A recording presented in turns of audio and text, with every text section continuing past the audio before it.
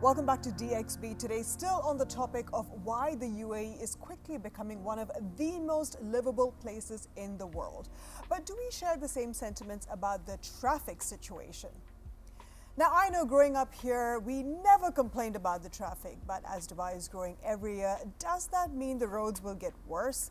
Let's ask Nada Jasim, the Director of Safety, Risk Regulation and Planning Department of RTA. Nada, welcome to the show. Thank you, Aj. Thank you for hosting today. This is such a hot topic, right? Just off camera, we were discussing so many things about the traffic and, just life on the road here in Dubai. But my question to you is more about the Dubai 2040 Urban Master Plan, because there is a big emphasis on enhancing the livability and also reducing the dependency on cars. So how would you say the RTA is shaping to mobilize this vision?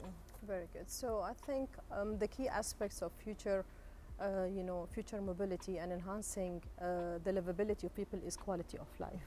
When we talk about quality of life, it has different elements. So for example, it has safety and security, the neighborhood, and the environment that you live in, which includes the place where you live, where you get your errands every day, and of course, where you work. And of course, transportation and commuting plays a vital role in all of that. So it's a very important thing that to have a sustainable mobility to enhance the quality of life. This is where it touches different aspects of your day-to-day activity. And to consider different aspects of quality of life and enhancing it for the future, RTA took major steps aligned with the strategic direction of the city. So for example, at the local level, we have different strategies like the carbon abatement strategy, the demand side management strategies, and all these strategies helps to have sustainable mobility and sustainable transportation.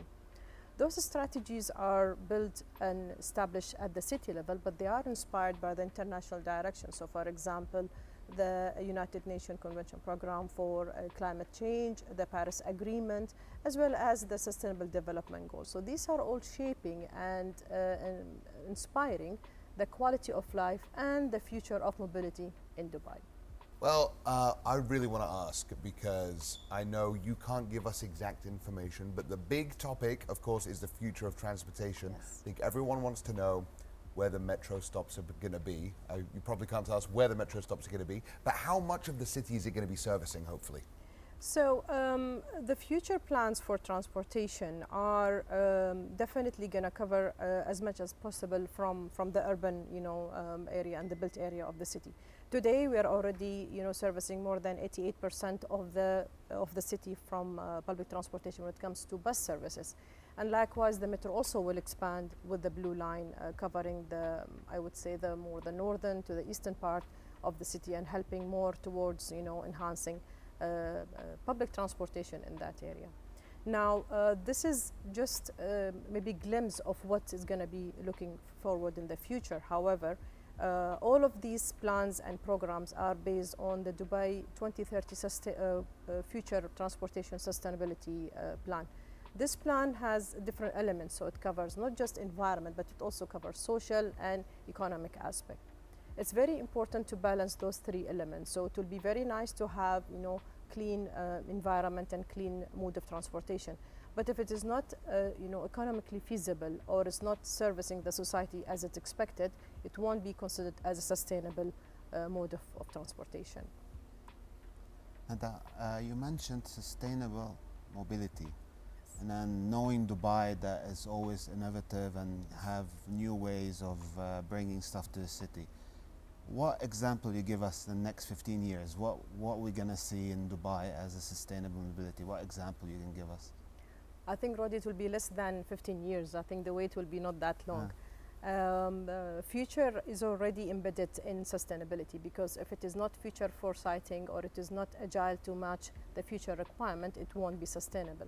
There are many initiatives and programs that are already being explored and maybe started to be implemented. For example, we have the 3D Abra, which is a fully electric Abra that will reduce the manufacturing time and of course reduce carbon emissions.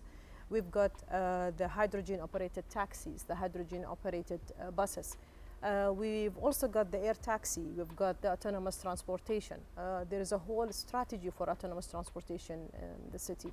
And this is not just covering individual vehicles, but also the public transport vehicles that are operated with autonomous mode, as well as freight operating activities. So this will not just be helping the environment, but of course enhancing safety significantly. We're reducing the human factor element from the equation and having more seamless transportation and mobility across the city. Amazing. Thank you so much, Nada. We had an amazing time with you. You brought so much insight and comfort to all of us. We hope to have you on the show again soon. Thank you, Dina. All right, it is time for our spotlight, and our spotlight is today on Beldan, a company that partners with high-end clinics and wellness centers to enhance people's quality of life through innovative biohacking solutions. Check this out.